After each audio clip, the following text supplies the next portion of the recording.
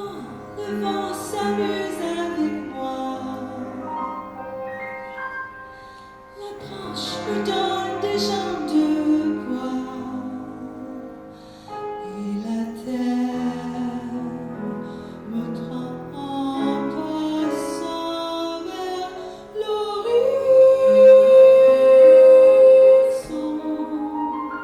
And the earth stretches out its arms to forever.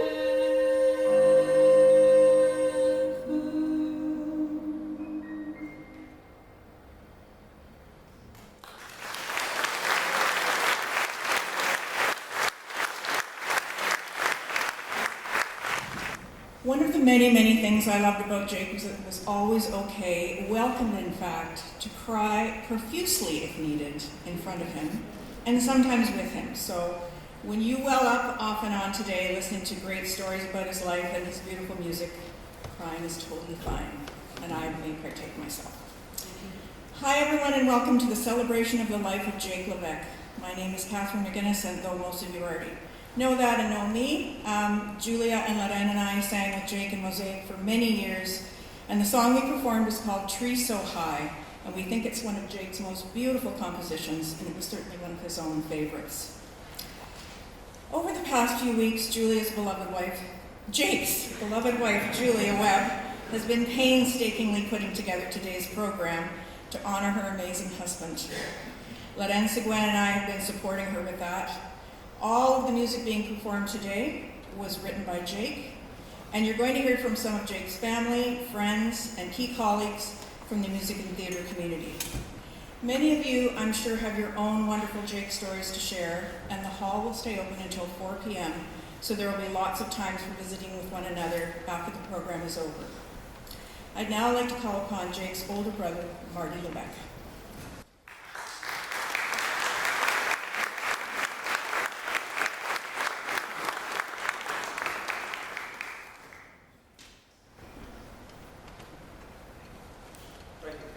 Beautifully done. Good afternoon, friends, fans, and family of Jake, my brother. It's been almost exactly 5 years since most of us gathered here for a tribute to Jake, and now we get to do it again. Especially I welcome Julia, the love of Jake's life, her amazing family, and also her amazing dad, Walter. Julia's family includes about 22 wonderful Webbs from BC, the Toronto area, and the US, and here in London. And you're going to meet some of them later in a video, the ones that didn't make it here today. Also, welcome to my family, Annabelle, a bunch of Dragos, and about 5 O'Heenies, and Patrice Mirren. This is really great. I get to tell on my brother. Mom always liked him best. Can't blame her. Before he was Jake, John Charles Levesque was born on the 3rd of February 1950 in Niagara Falls, Ontario. Our father, who had medical issues from a war injury, couldn't face the additional responsibilities and left. Luckily, our mother Eleanor was a hard worker. She dug in and raised us with a lot of help from her dear sister Margaret, who lived with us.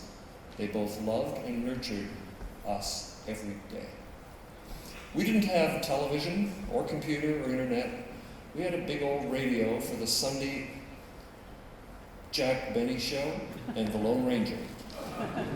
And we didn't even get television until 1963, which was for the purpose of watching the funeral of John F. Kennedy. Luckily, we had outside.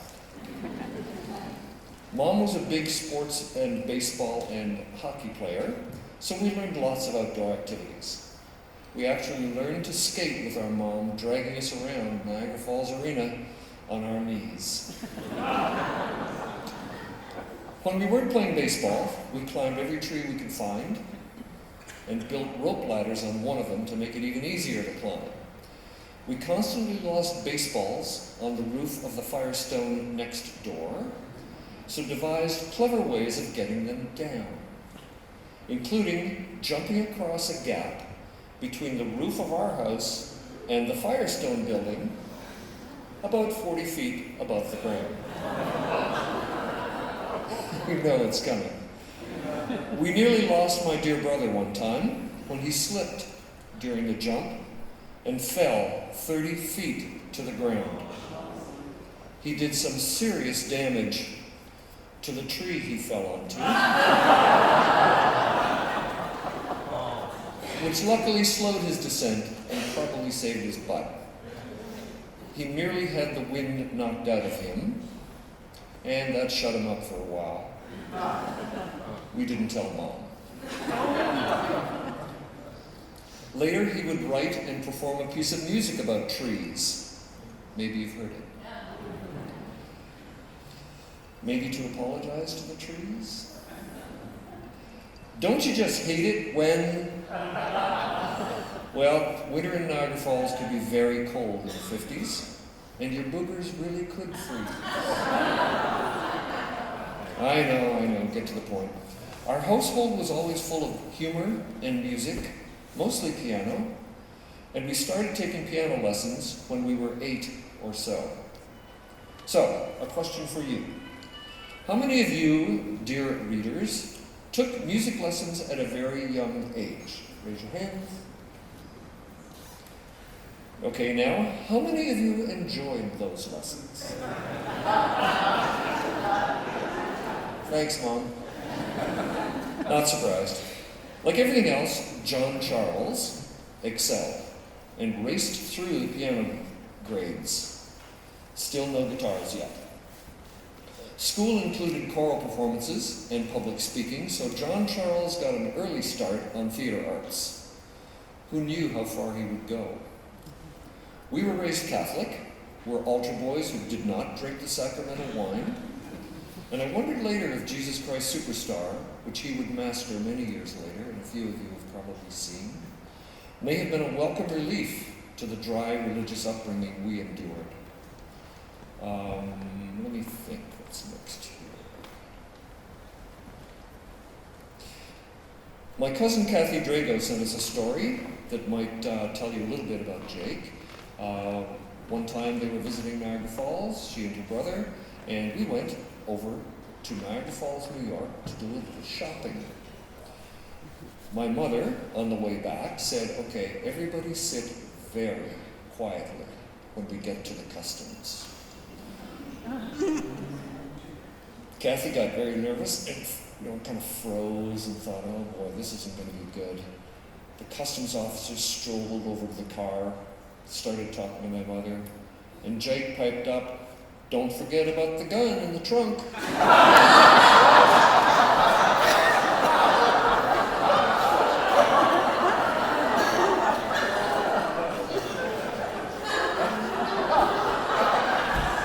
And that's pretty good for off the cuff, don't you think?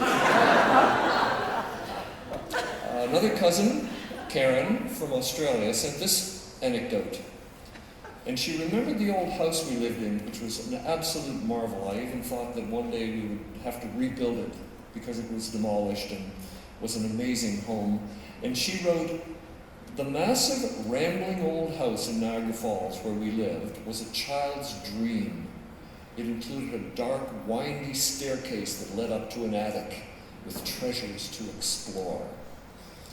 I still do not know to this day how Jake and Marty did it, but magic came alive in this attic. In the dark, a little light flashed before our eyes on a bookshelf. Jake said it was Tinkerbell. And I was absolutely enchanted. And then, an incredibly magic moment, a closed closet door creaked open, and I truly and utterly believed, without a doubt, that Peter Pan himself passed me a birthday present. It was actually Jake under a blanket, but I didn't know at the time. Oh, the joys of childhood fantasy. Years later, when Jake sat down and played, the entire room would become silent. You could hear a pin drop. His emotion shone through his fingertips, His voice tore us apart. He played with a passion I had never experienced before, and I was entranced. He was patient, caring, loving, gentle, so incredibly talented, a beautiful soul who will always be near to my heart. Emoji with a tear. Karen. Fast forward to university. After John Charles had been an Ontario scholar with 100 in everything in high school. I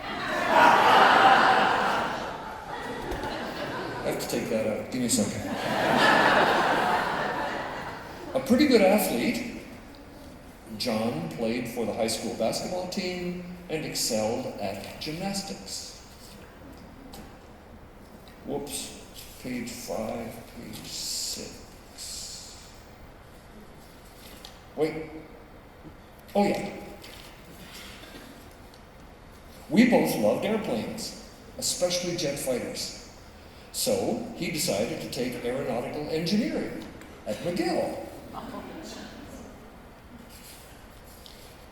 That lasted about 10 minutes. Come on, it was really tough.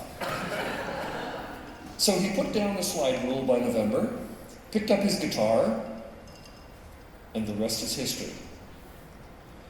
He came home, worked on music, joined and then became lead singer for the hottest rock band on the Niagara Peninsula in the late 60s, forming East West with bassist Rick Richardson and drummer John Lohr, two amazing musicians in their own rights. Jake did vocals, keyboards, lots of them, lead and rhythm guitar, and even drums once in a while. John Charles became Jake somewhere during this time. My guess it was a bit difficult for him to introduce himself as Johnny, just after performing an acid version of I am the god of hellfire, and I bring you fire! I am Johnny. Inappropriate. Or an amazing version of Inagata-Vida. Did you know that Inagata-Vida is rock slur for in the Garden of Eden? Now you do. Jake left the band in the early 70s to get even more music. He enrolled in the music program here at Western and earned an honors degree in music 4 years later. And because he had done it after he had kind of retired from the band, he really wanted to be in the course. He really wanted to learn about music. So he devoured the courses as opposed to not enjoying them. And gained a strong love and understanding of music, as you all know, and probably witnessed on Acoustic Spotlight frequently. The rest of Jake's history will be covered today by folks who shared music and theater with him. And I envy you that. I was kind of out of all of that. So you are in for a real treat. Recently, I asked him some of his favorite stuff, so I could have a look at them. His favorite piece of music? Beethoven's Fifth Symphony. His favorite rock group? Any guesses? The Beatles. Wow, pretty good. Beatles. His favorite book? Any guesses? Not the Bible.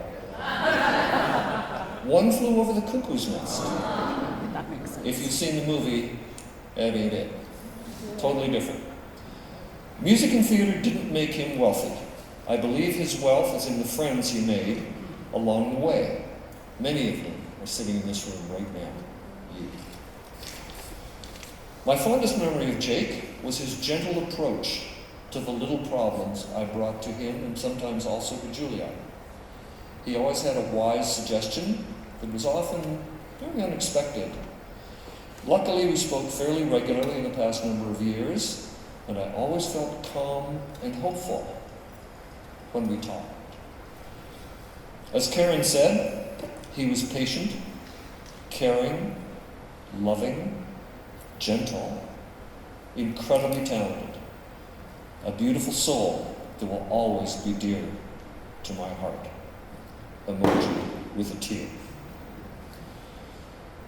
When God was giving out brothers, I said, I'll take a good one. So he gave me Jake. Sit.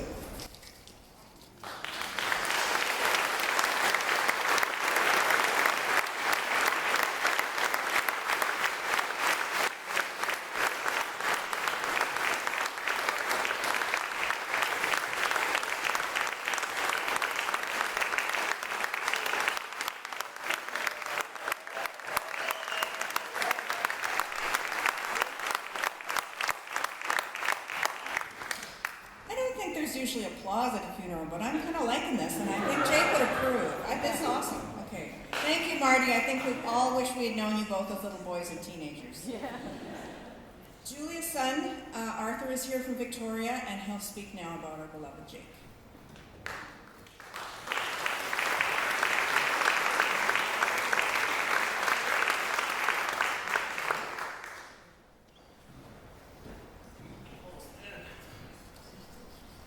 This is a bad idea.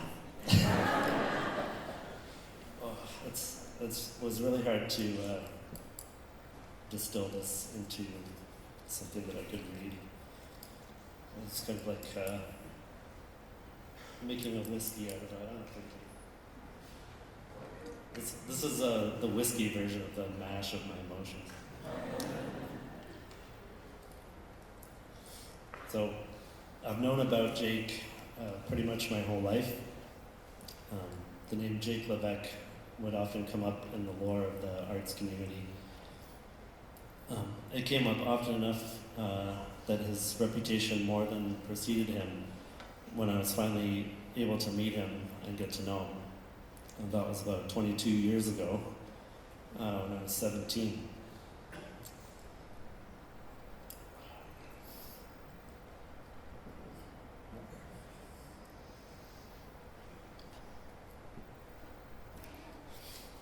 I've always admired Jake in a number of ways. He was so smart and so genuine. There were very few, if any, subjects in my experience that he didn't have some insight into.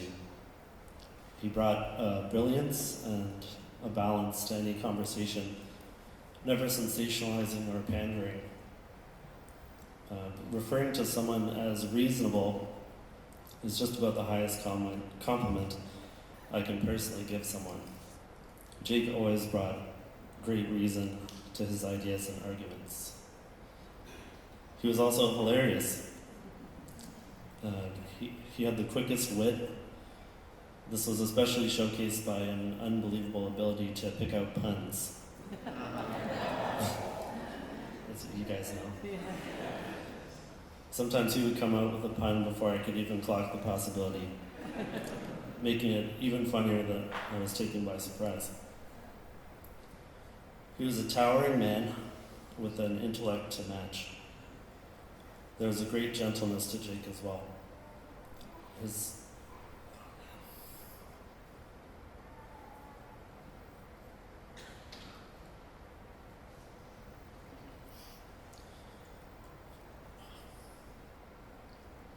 one's gonna hit you guys pretty hard.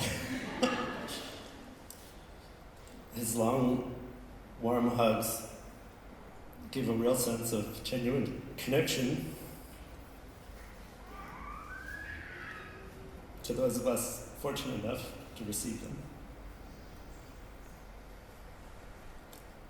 You can give Marty a hug because I'll give you a sense for the height and proportion of what it was like.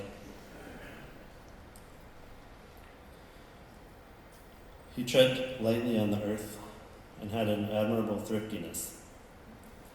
He didn't have an appetite for the excess and saved his attentions for the human things that really mattered to him.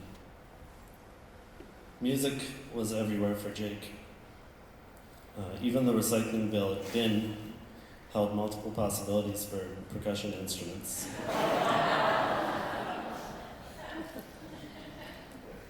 Every jam we had, I came away with some new understanding. The way he communicated musically was something very special. And I know a lot of people in here probably got to jam or play music with Jake, so you know what I'm talking about. It was effortless to swap solos with him. And He was always listening and picking up little quotes. It was beyond impressive that even when I was trying to be clever, improvising, he could pick out lines and repeat them effortlessly. It felt like he could really see me and understand me. This was very reassuring, inspiring, and humbling for a young musician.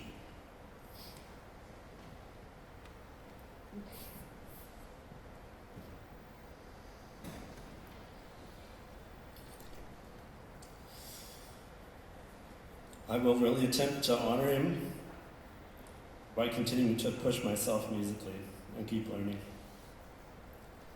One of his great teachings was to not be afraid of being a beginner. It's really hard to not be good at something, but try it anyways. Like public speaking. Not my forte.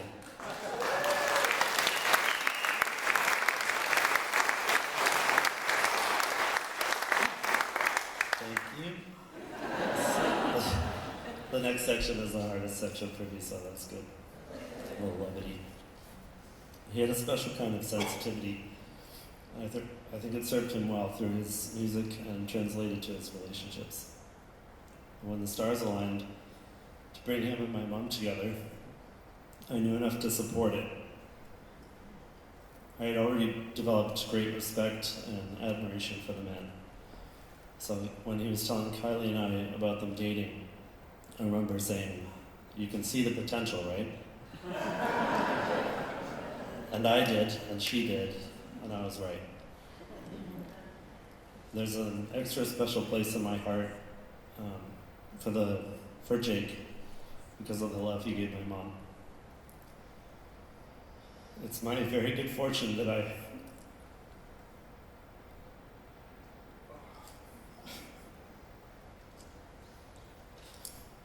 I understand a love like that.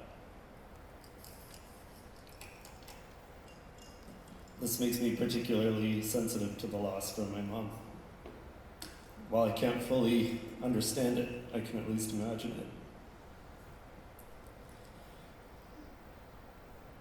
I hope that if I ever find myself in a situation like they found themselves, that I have the same kind of generosity, tenderness, and appreciation to show each other. All things considered, I would feel so fortunate to have an end as he did. Quietly,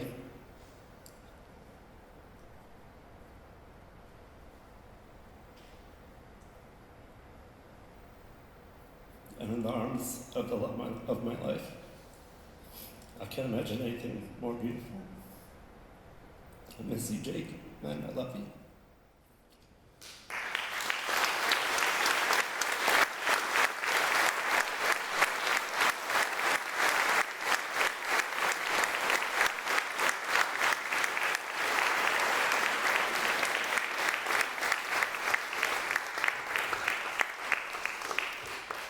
So, very unfortunately, the plain gods were not with us. We have a few choice words for WestJet, but we will spare you them.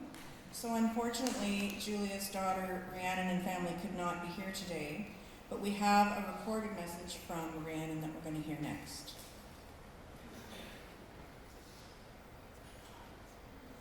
When I was very, very small, I met a giant. Probably in a group of actors in passing, and I didn't really remember until I saw that same giant at my school. We didn't interact, and I wasn't one of the lucky ones who got to do music with him, but it turned out that years and years later, I was one of the very lucky ones who got to call him family. When Jake came into our lives, my eldest kiddos were so tiny, and they had the fortune, along with Joshua and later Cameron, of growing up with him as part of their world. We have such fond memories of Nana and Papa showing up after their flight, coming in, and as soon as possible getting into music. I have such fond memories of when Ava and Laith were very small, having Papa sit down at the piano and play his music, or as he did so brilliantly, just make something up and let them improvise and tell him stories that he could then improvise on piano. Jake spent time in really amazing conversation with Laith about physics and space. He talked with Laith and Ava about philosophy and inventions. He spent time with Ava, Laith, and Cameron making memories out of music, whether it was delighting small Ava and Laith with these magical song stories, playing Ants in Your Pants, or encouraging experimentation with instruments. On piano, accompanying Cameron along with Nana on violin as Cameron practiced playing Christmas music on his new instrument, the cello. Eager, always, to let these children feel heard, celebrated, appreciated, and loved. Something that I reflect on is watching Jake love my mother. Getting to see him see her and cherish her. That was something that I had certainly always craved my whole life. And then as time passed, when Joe and Cameron joined my life and joined our family, he was so welcoming to them as well. Having amazing philosophical and physics-centered conversations with Joe, allowing the two of them to share their creative and profound thinking, something she doesn't usually get in the world, and which I know has been a treasured experience she's had with Jake. And his embracing and encouraging Cameron as he's grown up too. We've all been a family blended together over time, and it's been beautiful. He's been a giant in every way, hasn't he? So much kindness, so much encouragement, so much intelligence, so much creativity, and so very, very much heart. We treasure so much. Thank goodness for memories. Ava's giddy delight at whimsical music, Laith's peaceful coexistence and deep conversation with a similar soul, Cameron's Christmas morning joy with everyone around opening stockings. I have been so grateful to watch a man in the world who puts love into action the way Jake has. And I feel so incredibly grateful that all my children have had the benefit of experiencing this kind of person.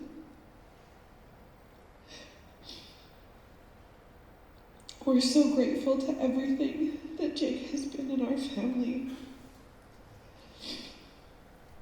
The five of us are devastated not to be able to be there, smiling and laughing and crying and celebrating, honoring this incredible human with all of you today. Jake, we love you. We're so grateful for you. Thank you for brightening our lives and this world.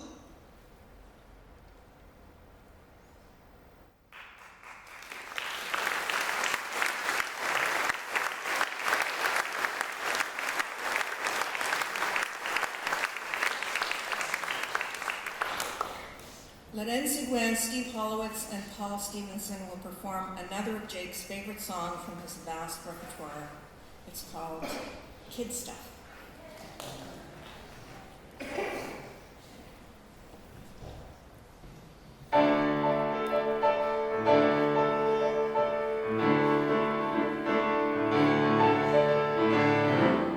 End of an afternoon movie.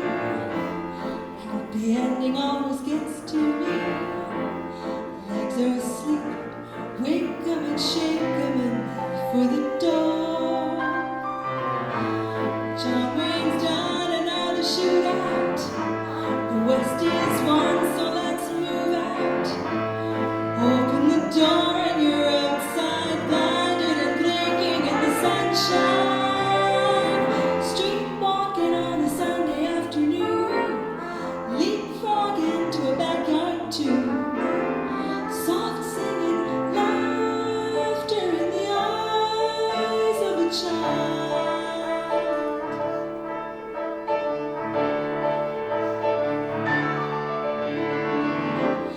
Step over cracks in the sidewalk.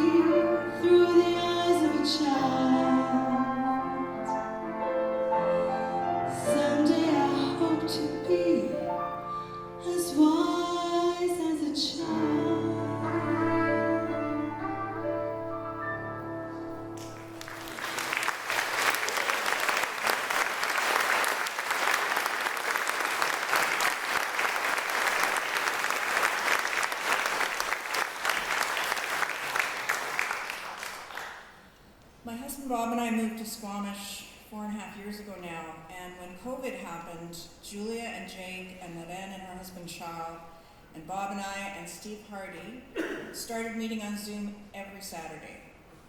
We've been meeting every Saturday morning since then. It's been a fantastic way to stay connected. Steve has been a very close friend of Jake's for many years, and I'd like to ask Steve Hardy to come up and speak now.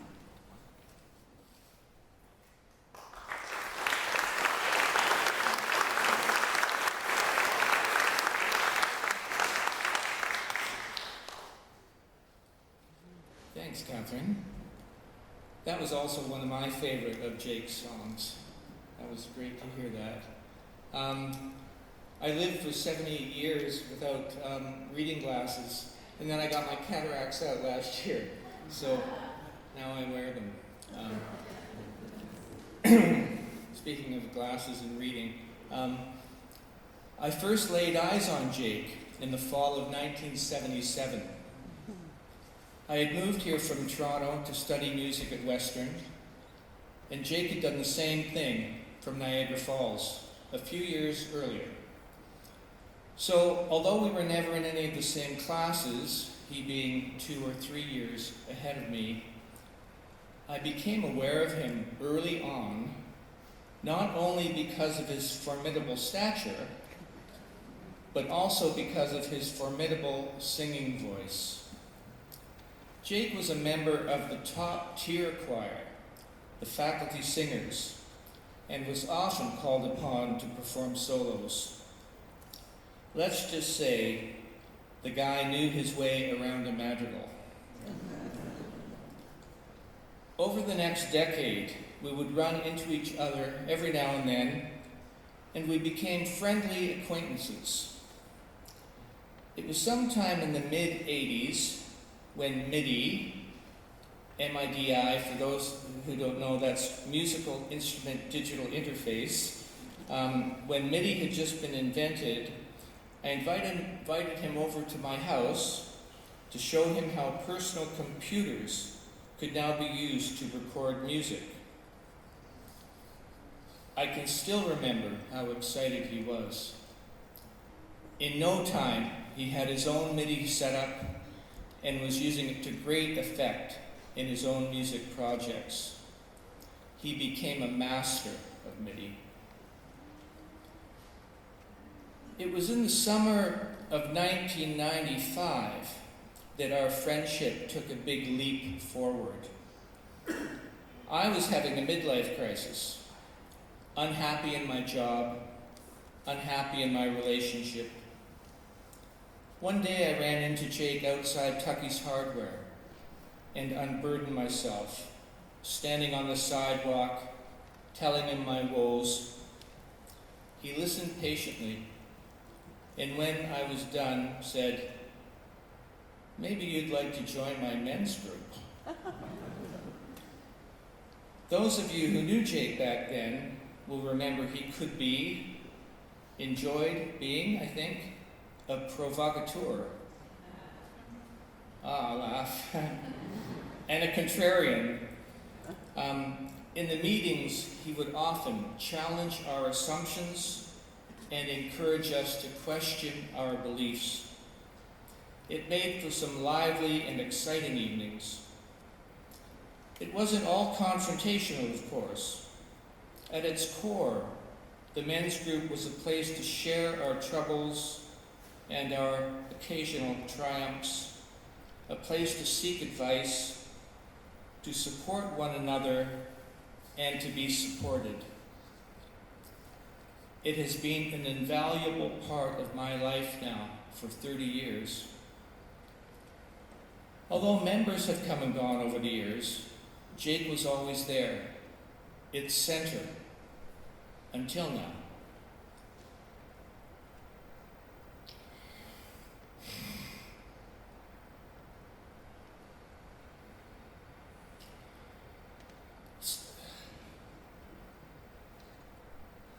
To say that the men's group won't be the same without him is a colossal understatement.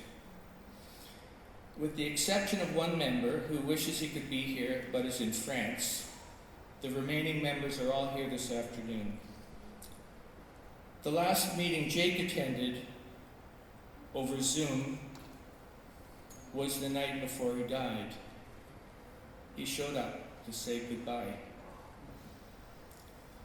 The legacy Jake has left me, apart from all the wonderful memories, are the friendships. Jake was a connector.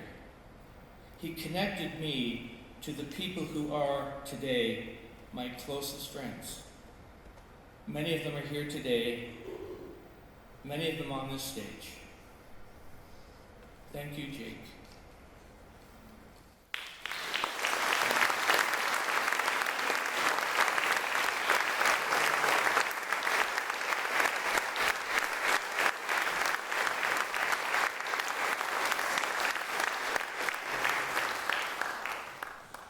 Thank you, Steve. I know how important the men's group was to Jake and to you.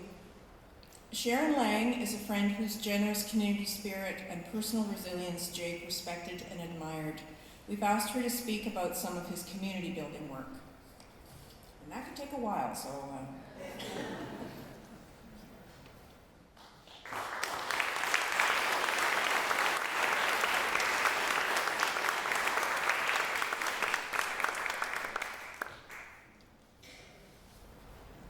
Good afternoon, everyone. I'm sure some of you are surprised to see my face when you heard Sharon Lang's name. For anyone who isn't familiar, my name is Letitia. I also go by Tish. I'm Sharon's daughter, and I'll be reading her words today for her. Jake has had a profound effect on my life. He has touched the hearts and lives around me for many years in various ways. Jake was always ready to help out at fundraisers or events that I was helping to organize, such as walkathons, where he entertained crowds to raise money for charity, backyard gatherings, where he helped friends to connect through his music, celebrations of life, where his own calming presence was always appreciated and his voice brought comfort to everyone, and potlucks and music gatherings, where he helped people connect and to build beautiful communities. He put himself up for auction at fundraisers for Pearson School for the Arts during the 4 years that Letitia was a student there. He was also on the selections committee for the intake process for the students each year, which was where I first met him, and he earned the name Tall Freaky Guy from some of my classmates. It stuck. They called him that every year. I believe it was here, perhaps, that Jake witnessed my, Sharon's, work in gathering items and gifts for the auction each year, as I took it upon myself as a single mom to raise $3,000 to $5,000 every year in donations to help out and support the school. He asked me several times to help him with his project London to the Max before I finally agreed to do so.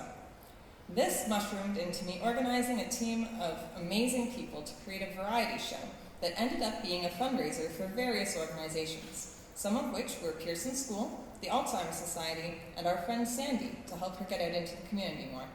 She's here with us today as well. The list of things that Jake was involved with is endless.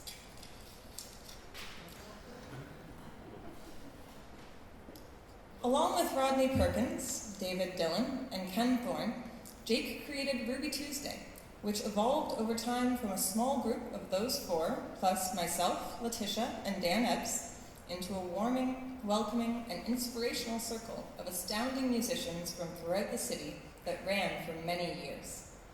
Meeting each Tuesday at Oldies Studios, just down the street, Jake invited myself and Letitia to join in.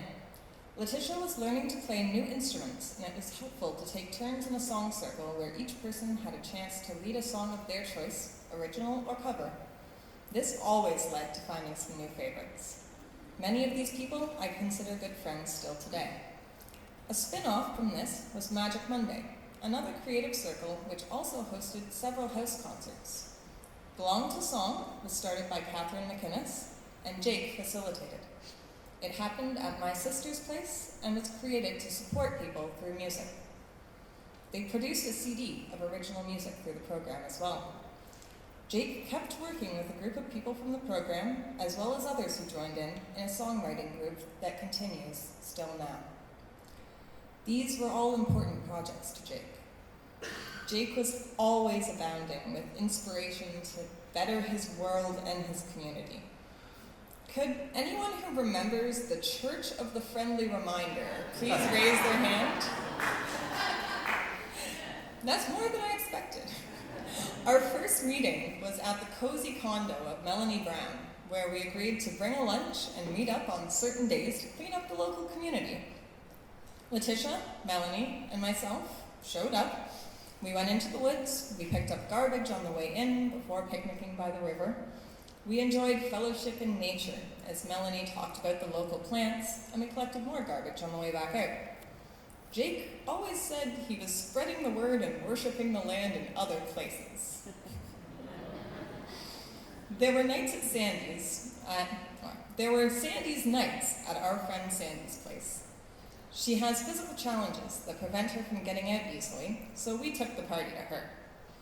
In the beginning, this included 4 of us, and grew to a whole family of individuals who showed up every other Sunday for dinner and a song circle.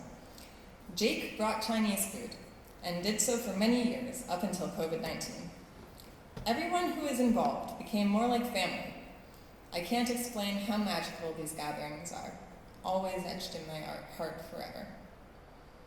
I have many a story and so much history with our friend Jake, as do all of you. Please, share stories often, laugh, and have conversations about our friend Jake. With Jake, you always felt at home. Always and forever in our hearts. Remember, somebody loves you.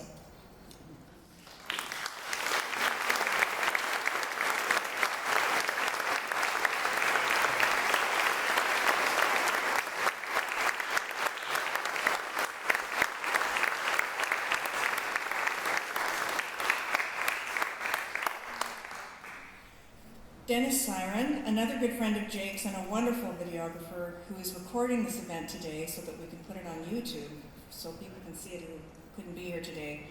He's also created some beautiful videos of Jake performing some of his monologues and songs, also available on YouTube. The songs are also available on Jake's Bandcamp page, and I'm sure that will stay up forever, I hope. So here's one of those videos with a beautiful message about love that is very Jake. We'll hear from the man himself.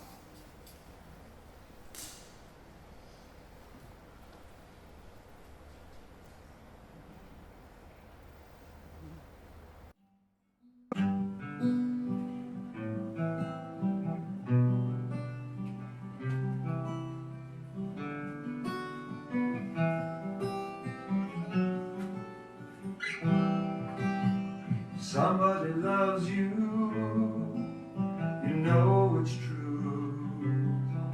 'Cause loving is something people can't help but do. Somebody loves you, don't despair. When you're lost and confused, just remember somebody cares.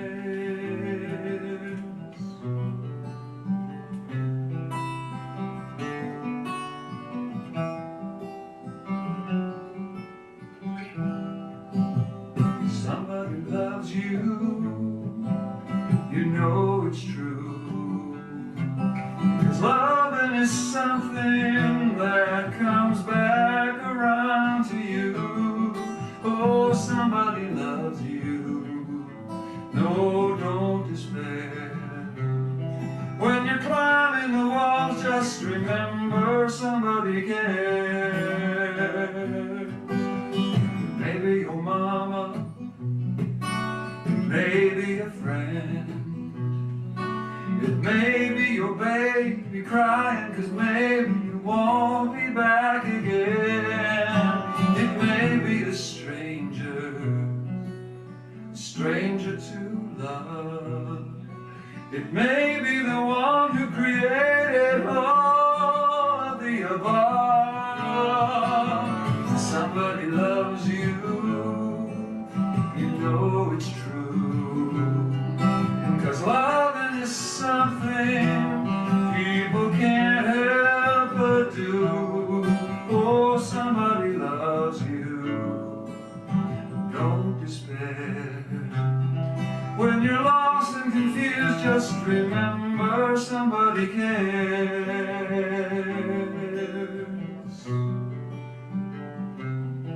When you're lost and confused, just remember.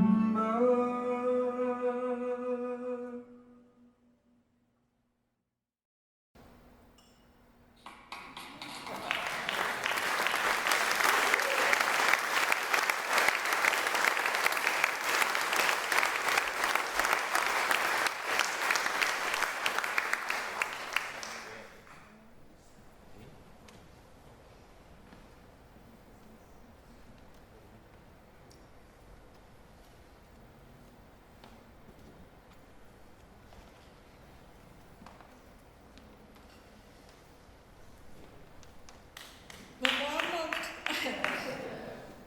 Many of you know Jake as a musician, and many of you know Jake as an actor.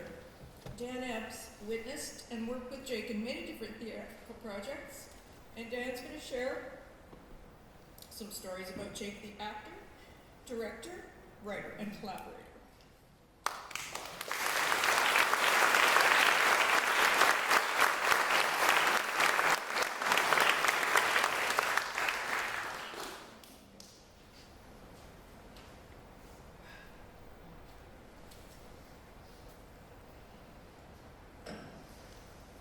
Many of you knew Jake as a talented musician. I was introduced to him via theater in the late 1970s.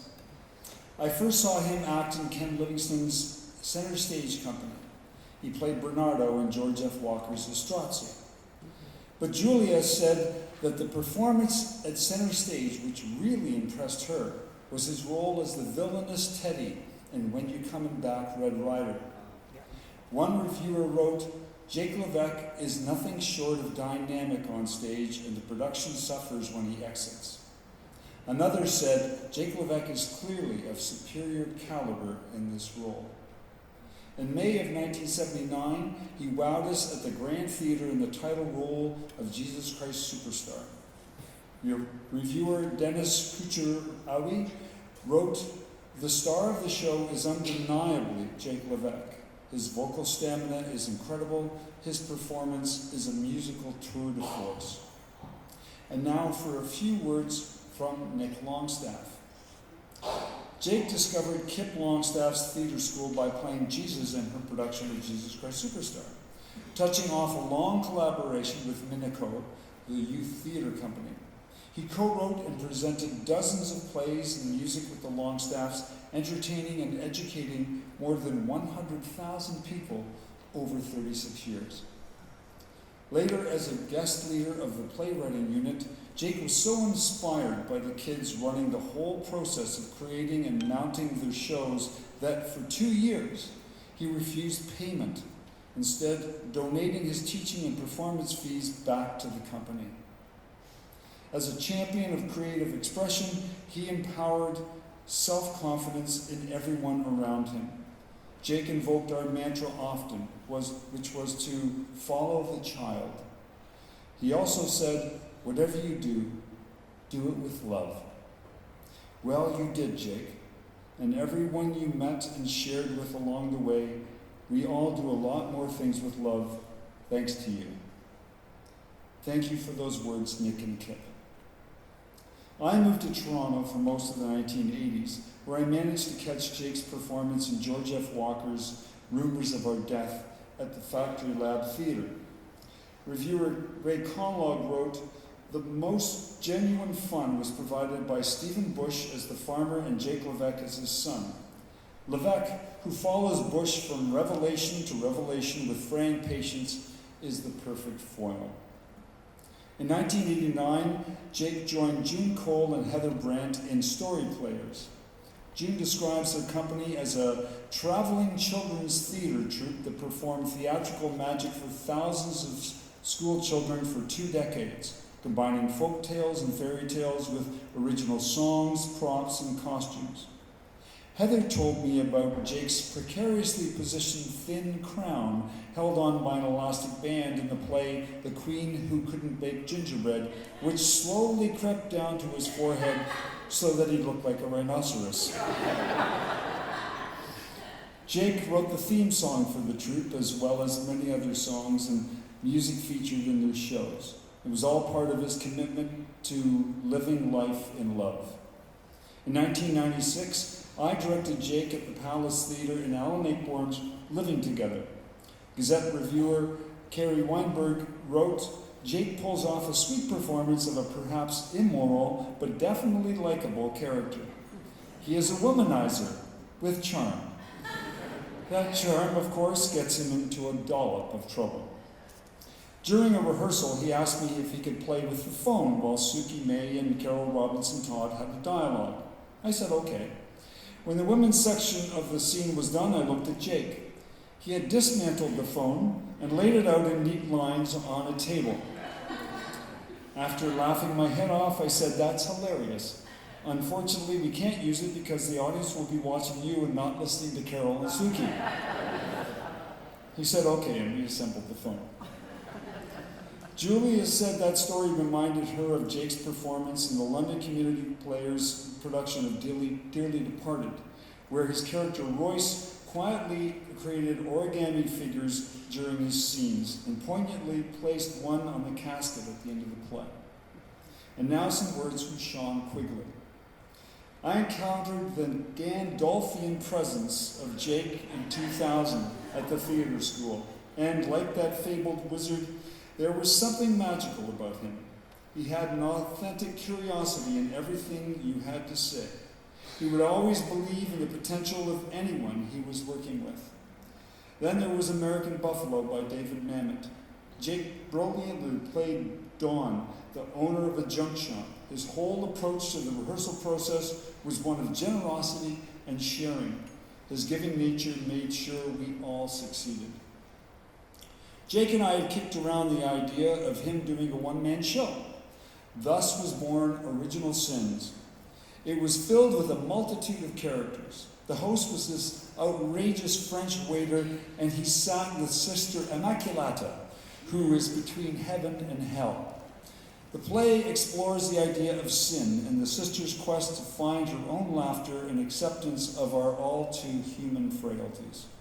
Jake playfully and expertly told this sometimes heavy, often irreverent, and wonderfully honest story to a grateful audience. Jake was a brilliant and honest artist. Thank you for those words, Sean. Many of us got to witness the dual talents of Jake and the late Harry Booker as they performed scenes from Mamet's of the Duck Variations. You can catch these moments at Diversities, the variety show that June Cole organized every 2 months for a decade, starting in 1999. Jake was the musical director.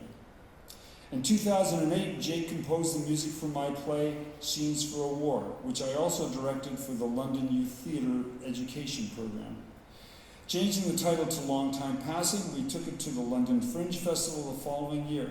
I directed again, Jake was the musical director, and Julia was the choreographer. In 2010, Jake treated audiences to his role as the Marquis de Sade in Passionful Theatre's productions of Marat Sade by Peter Weiss at the Arts Project. In 2018, I had the privilege of being directed by Jake in my one-person fringe musical Luddite's Rant, which contained one of his songs. I have enjoyed all my theater experiences with Jake, either admiring him from the audience or working side by side as collaborators. I was trying to think of some passage from the world of drama which would describe how I feel about Jake. I found it in Shakespeare, Hamlet's words to Horatio. Thou hast been a man that fortune's buffets and rewards has taken with equal thanks, and blessed are those whose blood and judgment are so well commingled that they are not a pipe for fortune's finger to sound what stop she please. Give me that man that is not passion's slave, and I will wear him in my heart's core, aye, in my heart of heart, as I do thee. Break a leg, Jake. I would like to thank all the people who contributed content for this speech, especially Julia Webb, who sent me Jake's theater reviews and who kindly asked me to make this presentation. And thank you, Dennis Siren, for this next video of an excerpt from Jake's one-man show that was mentioned earlier, Original Sins. The scene takes place in a lounge at the gates of hell, where Sister Immaculata converses with the host Pierre as she awaits her fate. Be warned, there's coarse language.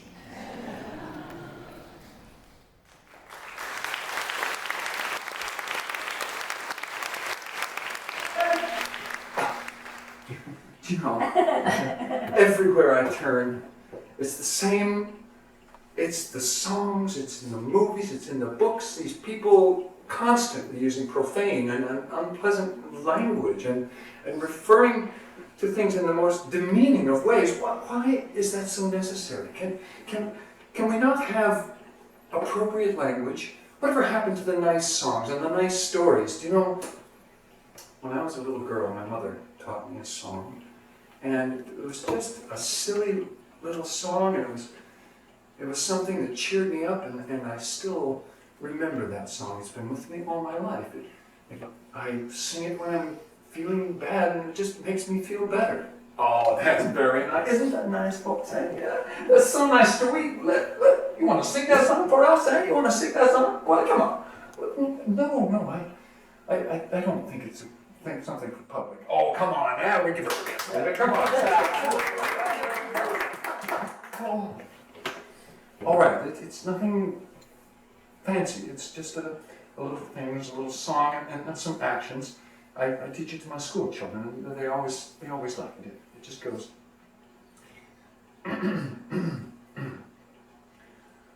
Sing a little song, do a little dance.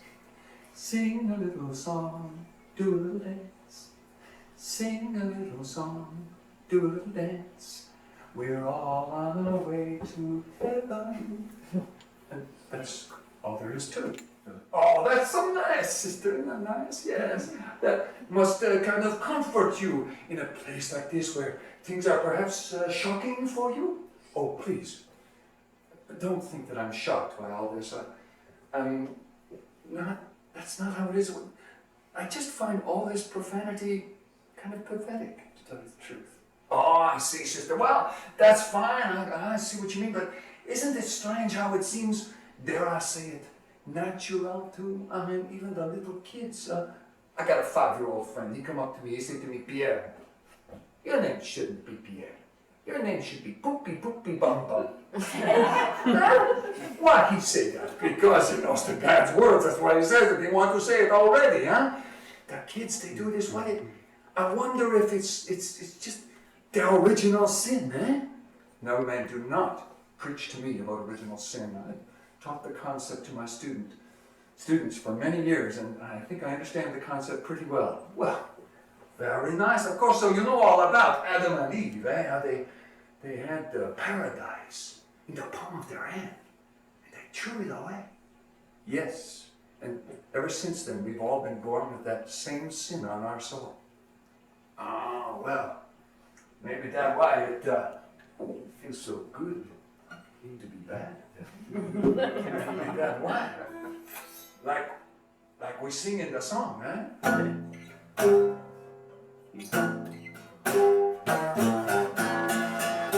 Well, you can follow the rules,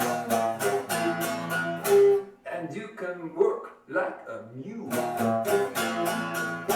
Become the one day and night. Well, what's the point? What's the point? After years of being good, after years of doing what you should, after years of going mad, it feels so good to be bad. Just sing it with me. It feels so good to be bad. Sing it with feeling. It feels so good to be bad. It's true, sister. It feels so good to be bad. It's so true. Yeah. What? You can feel bad, be bad. You know what? Feel good, be bad. You say the words that you're not supposed to say. Every young person, they grow up, they learn the words, eh? So we see them in the books, so we see them all the time, eh? What's that word they don't like us to say? What's that word? That 4-letter word, the one that ends in K. It's about intercourse, and it's not to talk. What's that word, eh? You say it for me? Heck. Come on, with the word, huh? Of course, the word is fuck. But this is not a simple word. This is not just an ordinary word. It's a word with infinite possibilities. This word can be so many things to so many people. It can be so many things to one person. It can be angry, eh? Fuck! Say that, huh? Fuck! You're actors, yes, yes. It can be happy. Fuck! It can be tender. Fuck. It can be full of surprise, eh? Fuck. It can be fuck you, yeah, fuck me, fuck that, fuck this, fuck everything. You know, I'll be fucking unbelievable. A fantastic word, yeah? But not the ultimate word, no?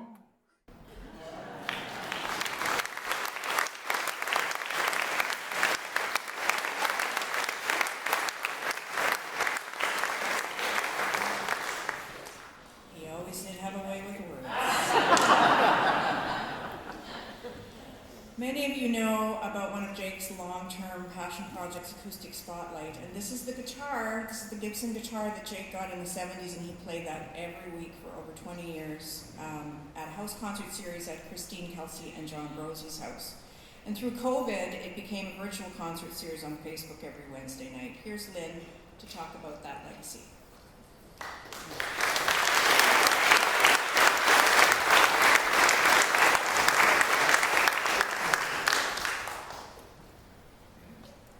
First of all, I'll probably cry too. I want to thank Julia for doing this.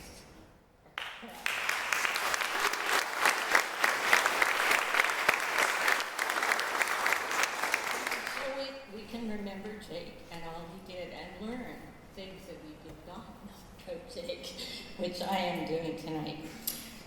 As you can see, Acoustic Spotlight is just one of the many things that Jake was involved in his life, things that so many of us were able to enjoy. I'm going to read something Christine Kelsey wrote at a concert that honored Jake here in this hall before COVID, and he was in attendance, which I'm so grateful that that happened. Thanks to Julia, Joanne Doze, and Sharon Lang for the idea and their efforts. From Christine, the impact that Jake has made in London is clear from all of you present here tonight. One of the many ways Jake has been instrumental in shaping and encouraging the music community in London, and obviously the theatre community too, has been through this weekly concert, Acoustic Spotlight. During the event, Jake would play a first set. He would host a guest musician for a second set, and in the more informal third set, magic often happened when Jake joined the guest musician. Nicely put, Christine. A little history from me, and I promise this is under 5 minutes as requested. I met Jake in the mid-80s, like some others here. He helped me to learn songs and to be able to play out in public.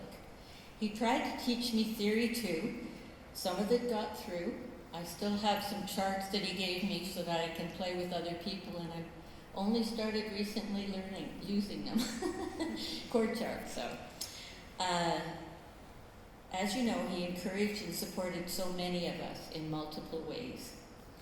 In 2003, Richard Ford, who was here, I saw him earlier, suggested I host a weekly music night with different guests each week. A great idea for the perfect host. I knew this was not me for so many reasons. I also knew Jake would be great, and it turned out he wanted to do something like this. Jake started hosting on June the 26th, 2003, so 21 years ago tomorrow. It was at the Whippet Lounge with myself as a performer, and I just think that's quite cool that it's 21 years ago tomorrow. Other locations were Mash McCann's and the Ugly Mug, which was supposed to close temporarily in 2005. Christine Kelsey graciously offered to open her home until the Ugly Mug reopened. And when that did not happen, John and Christine kept that weekly concert going in their home, with Jake hosting and playing for 15 years until COVID. What a treat, yes.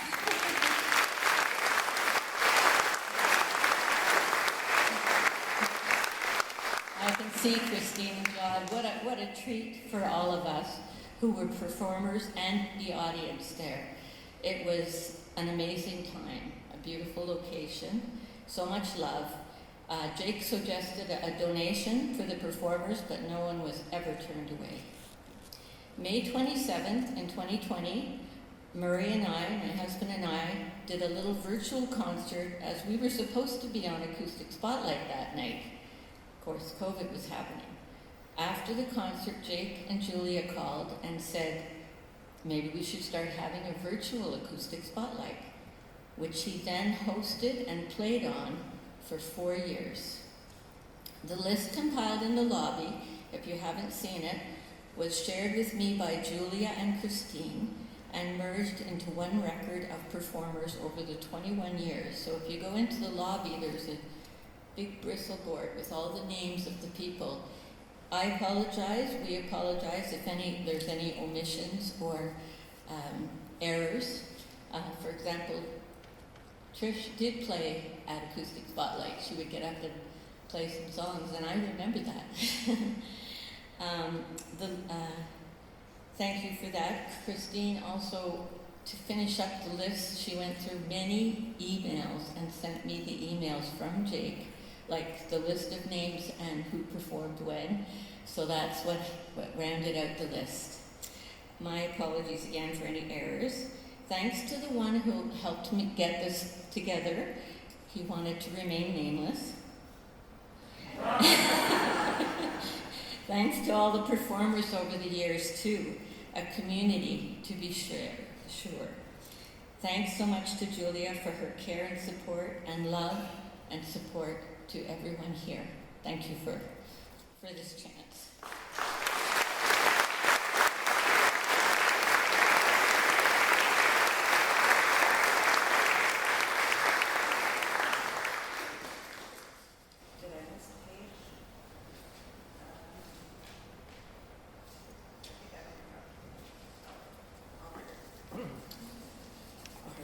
Okay, so thank you, Lynn, and thank you for putting together those amazing poster boards, and please have a look at those after the program. Len, I need you.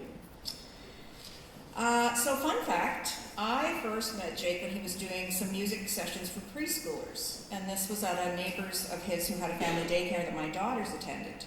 And then a couple of years later, I was at a house party at one of my neighbors on Byron Avenue, and surprise, Jake was there.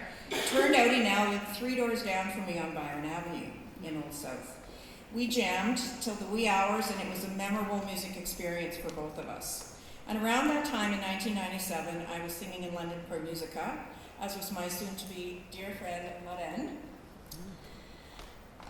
We wanted to find some people to form an a cappella trio or a quartet.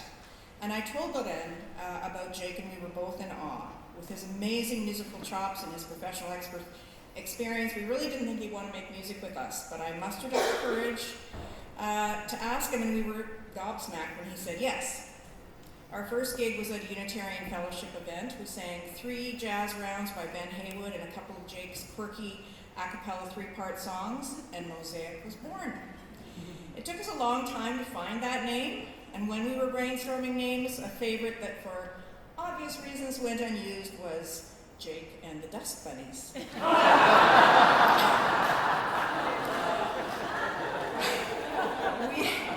I still, I think that could have flown, but anyway.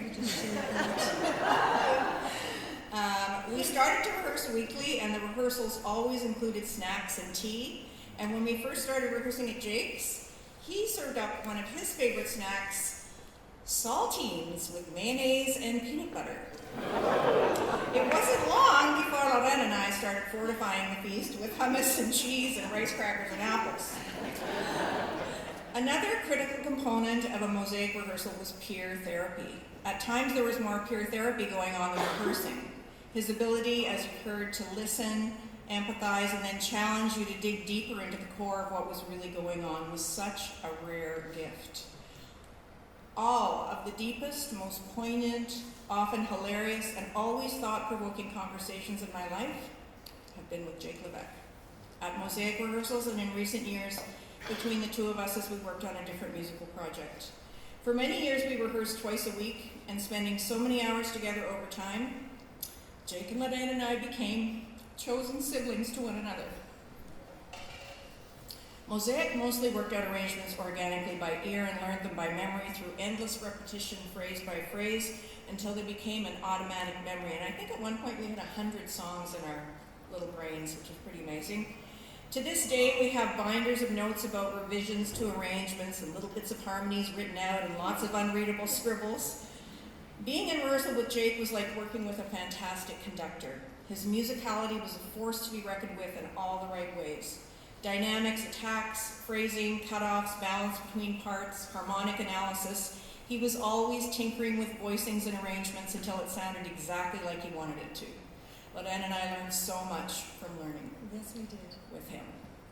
Mosaic was a trio for many years, but when Jake and Julia became a couple, we all thought, at last, here is our perfect fourth. And Jake would love that musical pun. And Mosaic became a quartet. Jake was so thrilled to have, and we were, to have his beloved Julia join his Mosaic family.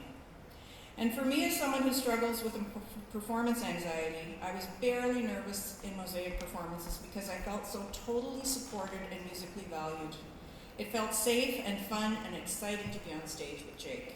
He made that happen. He made that magic happen for all of us.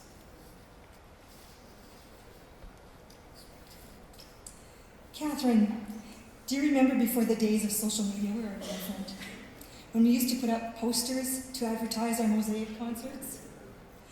The bulletin board just outside of my music room at the school where I taught was one of the spots for our Mosaic posters.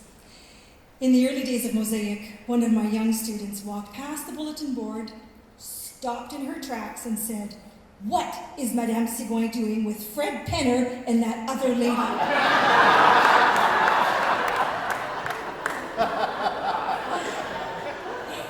Monsieur Levesque became a cherished member of the community at Kensal Park French Immersion Public School. It was a big school and I had a lot of ensembles in the music program. Jake accompanied all of my choirs and bands at the piano and spent many hours helping me arrange material for our concerts. My students could hardly contain themselves when Monsieur Levesque walked into the school for our rehearsals. A rock star had arrived. "Monsieur Levesque! Monsieur Levesque est ici! Hurrah!" Yes, that's how they felt, and that's how they responded. If members of the percussion section were absent for a concert, Jake would step in and help out in the percussion section. Sometimes he was the percussion section. I remember a parent coming up to me one year after a concert and commenting on my senior band's strong sense of time.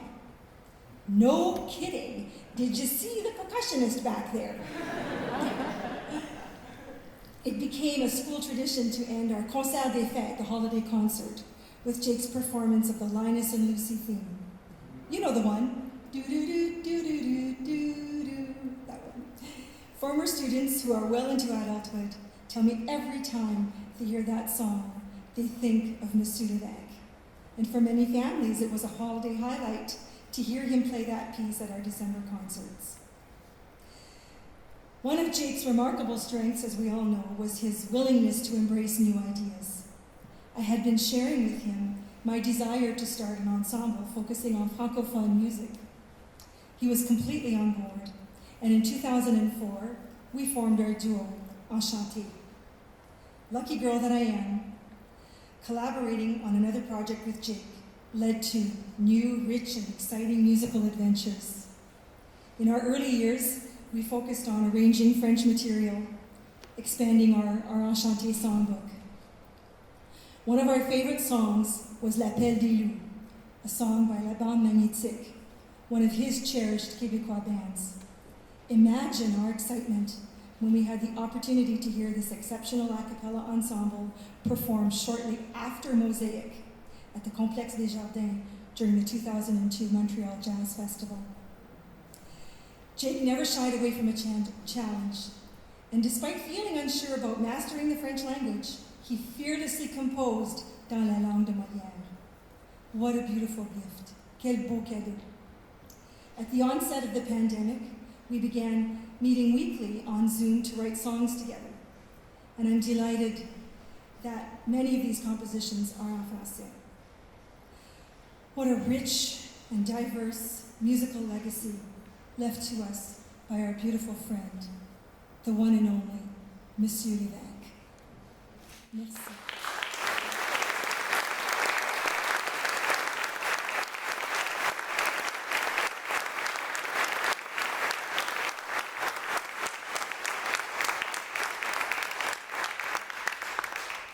And now I'd like to call upon Joshua Patronus Akins, Jake's oldest grandson.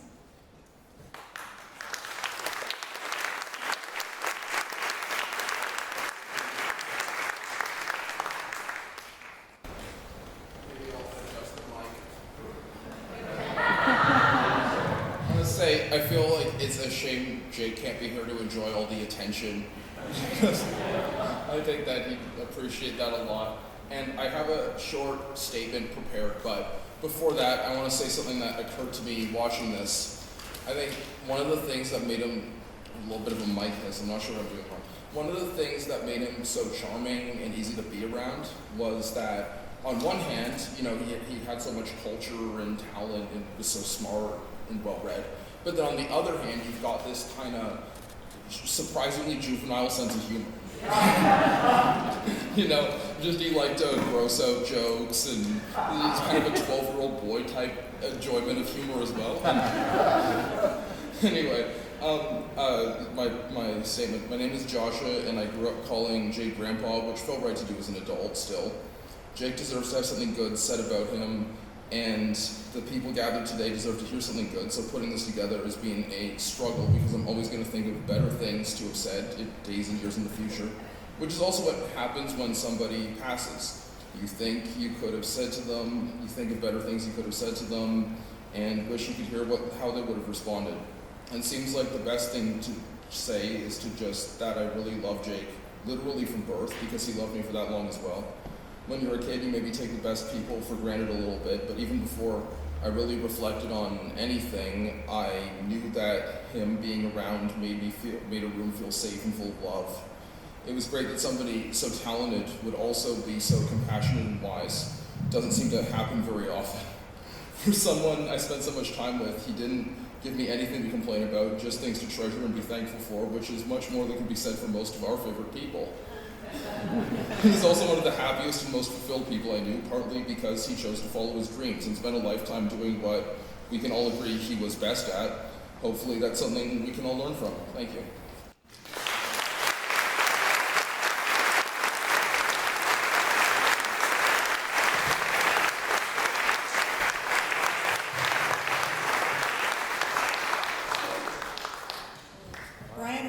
Is a gifted musician for whom Jake had the utmost respect and admiration, and we're honored to have him perform one of Jake's piano compositions called Quiet Afternoon.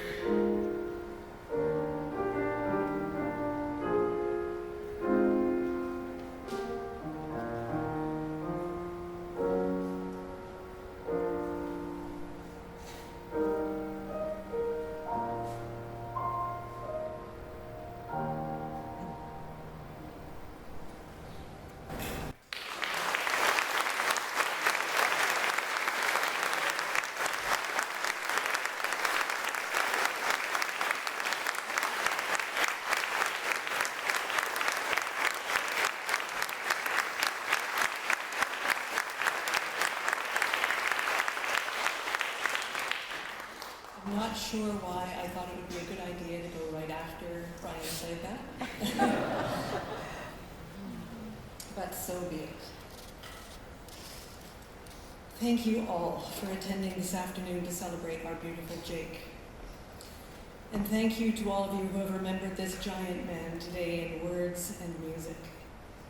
I must take a moment to thank Catherine and Lorraine for helping to put all of this together. My sister Brenda for the slideshow you're going to see soon. Dennis for the videos and for recording today. Lynn for your warm support and help, especially when I was freaking out. Andrew and Christoph and Steph for the tech. Our families from traveling from afar, and to all of you for being here. After Jake made his sad announcement in early May, many of you wrote emails and left Facebook messages, and he was able to hear them over his last few days. Thank you all for doing that. The messages gave him joy and warmed his heart. When he was asked by people in his last couple of weeks what they could do for him, he said, "Play my music, listen to my recordings, play them for others, learn them and play them yourselves."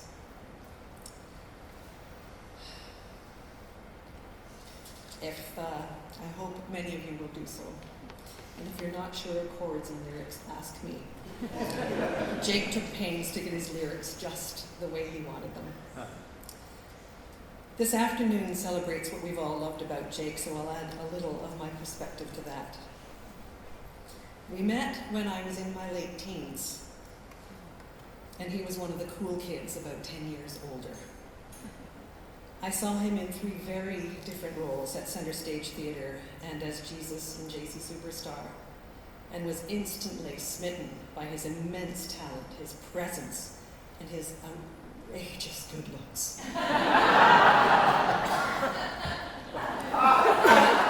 I admired him from a distance.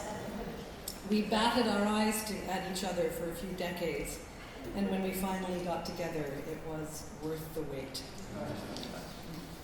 When I began to know him at closer range, I was so struck by so many beautiful aspects of this man. His keen intelligence was a great source of joy.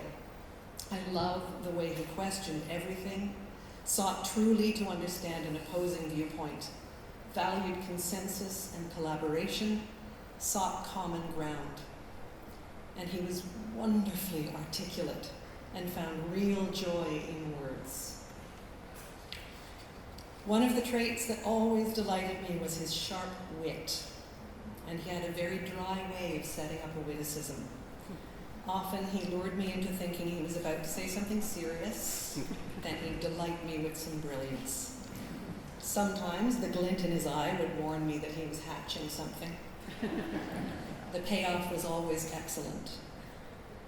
For example, one evening we were about to curl up and watch a show, and I asked him whether he'd like the footstool. He paused a moment, then replied, "I'll have to decide. I'm the Ottoman umpire."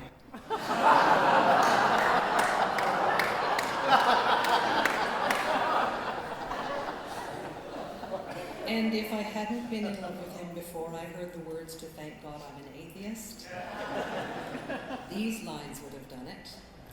"The Catholics haven't got a hope of getting me to bow down to their Pope. He may be a hell of a fella, but nobody celibate's going to teach me how to cope."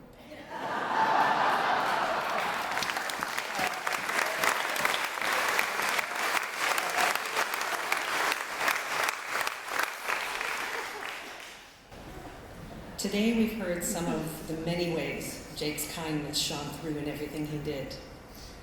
I loved seeing him with family, as my daughter mentioned, with the grandchildren, and I know with Joshua, who's, thank goodness, here with us today. If you know the song "Hey Baby," that was written for Joshua. Anyway, but I loved seeing him with my parents.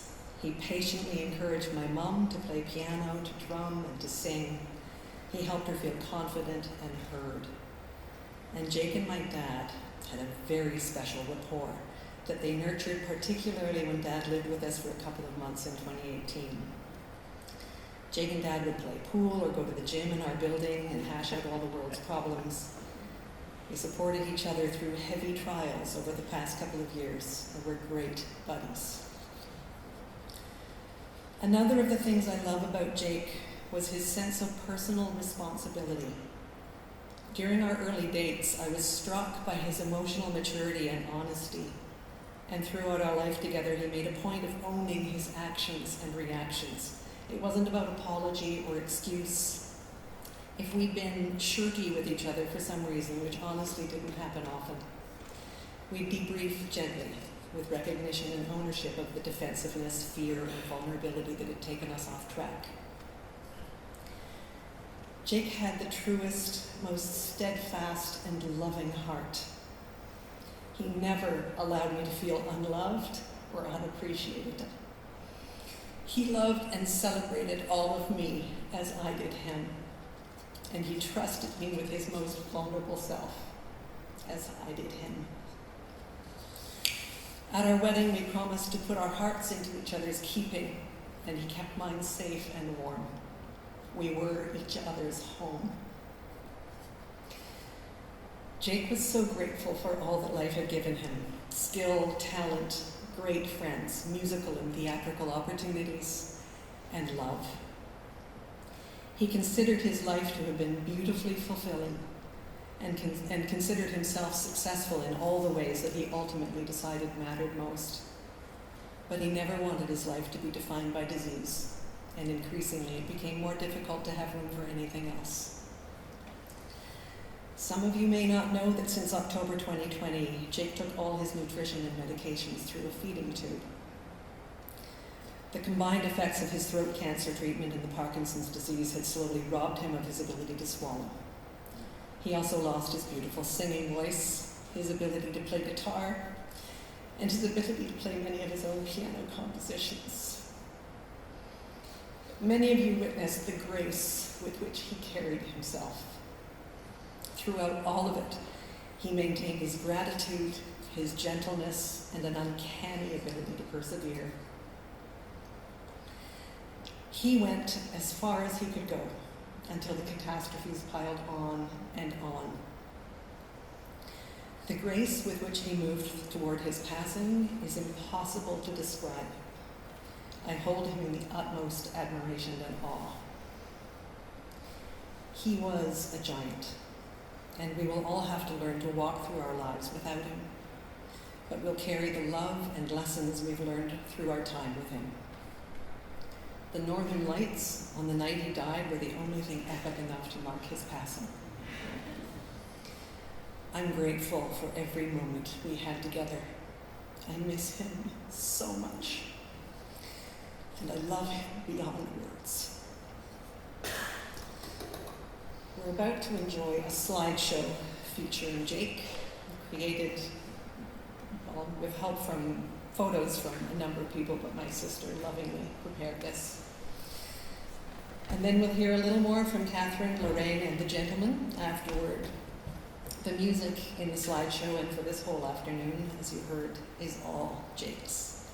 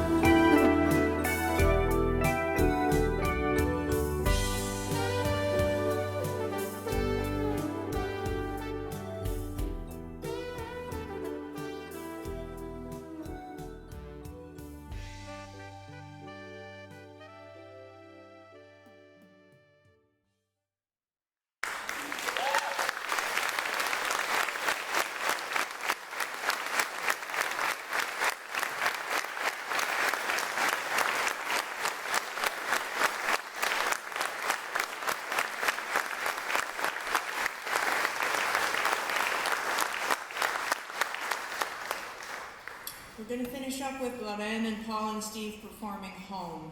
It's a song that Jake wrote decades ago and that his fans would say is his most iconic and beloved song. It's amazing how the lyrics still resonate and speak so beautifully to how he lived his life, calling London his home for the majority of his adult life. Thank you all so much for being here today to share this tribute to such a brilliant, beautiful, gentle giant of a man. Please feel free to sing along and then stay to visit with one another and enjoy one last video clip of Jake offering a playful warning.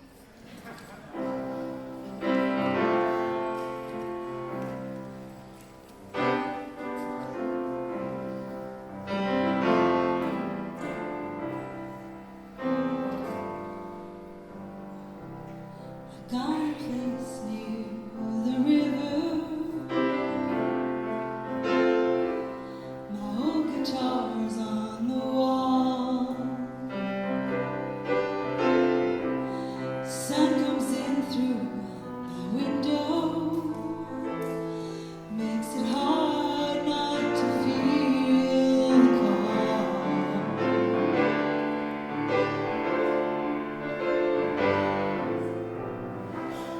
I've got a key to the city. I know my way downtown.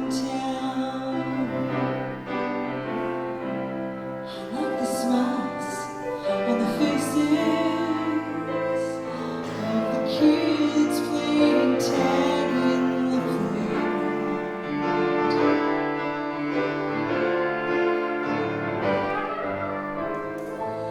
I used to wish I was going somewhere far away and unknown,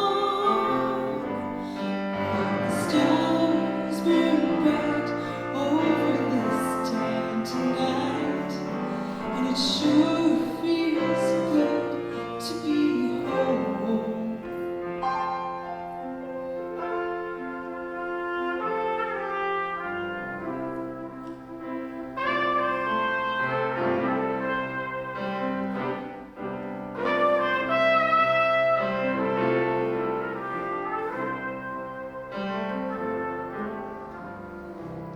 I had a long, lonely summer.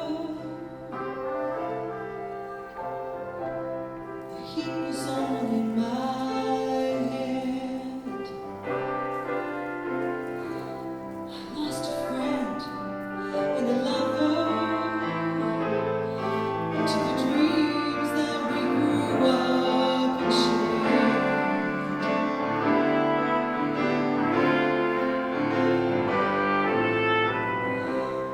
But every end is a beginning,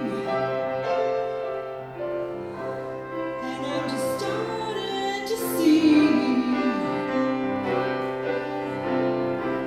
the lucky child keeps on rolling, like the music and the river and me.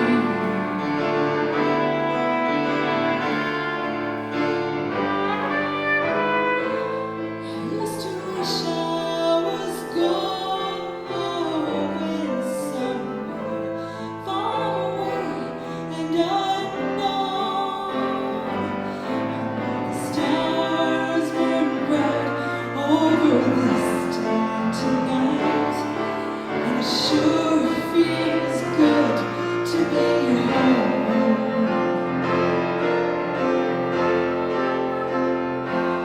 But the stars burn bright over this town tonight, and it sure feels good to be home.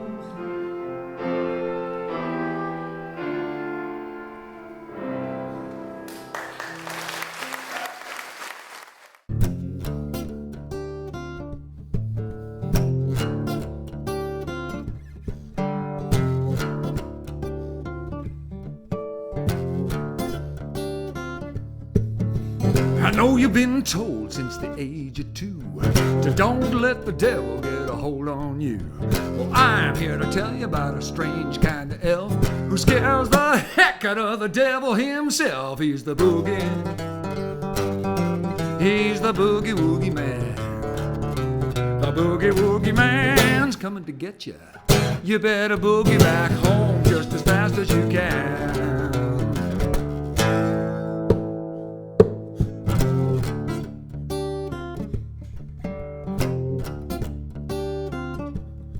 Well, he's big as a barrel house and twice as mean. Eyes like something out of a bad dream. Folks all scatter when he starts to play, 'cause he sounds like the trumpet on the judgment day. He's the boogie. He's the boogie woogie man. The boogie woogie man's coming to get you. You better boogie back home just as fast as you can. Shooting dice, he rolls a dominant 7. Hold the ice, drinks an augmented 5th. Looking for paradise? Well, if you wanna go to heaven, don't hang around when he starts to riff. Be careful if he starts to riff. Don't hang around, beware the sound. He'll wind you up and up and up and up and down, down, down you go. And down you go. What you gonna do? What you gonna do? What you gonna do? What you gonna do? Well, you can run, you can hide every night and day till the boogie woogie music starts to fade away. But what's that feeling in the back of your mind? 88 fingers up and down your spine. It's the boogie. It's the boogie woogie man. The boogie woogie man's coming to get ya with diabolical plans. I'm willing to bet ya. You better boogie back home before he catches you alone, or you'll be turning into stone.